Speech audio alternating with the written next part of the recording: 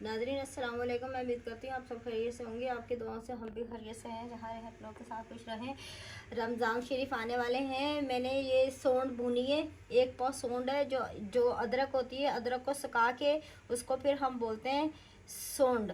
और ये भून के मैंने कूट के रखी। 1 पाव मेरे पास, 1 पाव मैंने सोंड ली थी। इसको पहले 2 मिनट तक भूना, 2-3 मिनट तक भूना। फिर भून के फिर मैंने इसको माम दस्ते में कूट के इस तरह कर लिए।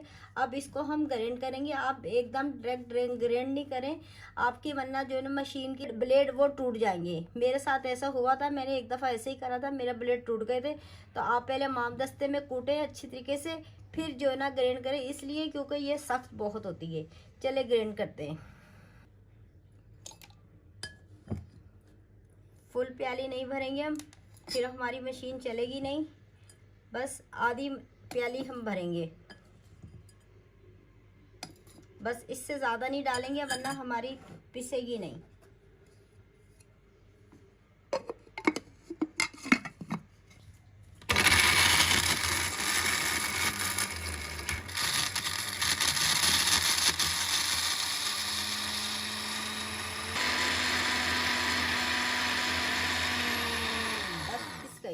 ये देखें नाज़रीन, ये पाउडर बन गया है, ये देख सकते हैं आप।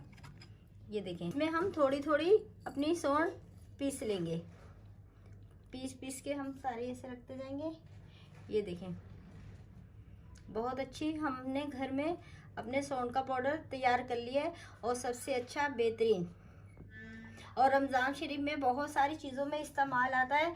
तो आप इस तरह घर में लाके बाज़ार से, पंसारी से, अच्छी दुकान से आप उसको भूने, साफ़ करें, छाने, और फिर उसको वामदस्ते में कूटें, या कूट के आप ग्राइंड करके तैयार करके आप रखें। अब हम दूसरी भी इसी तरह तैयार कर लेंगे। नाजरीन, मैंने देखें सोंड का पाउडर पीस के तैयार कर लिया है। अगर मेरी वीडियो अच्छी लगे सब्सक्राइब कीजिएगा, शेयर कीजिएगा, नाजरीन आगे पहुँचाइएगा प्लीज़।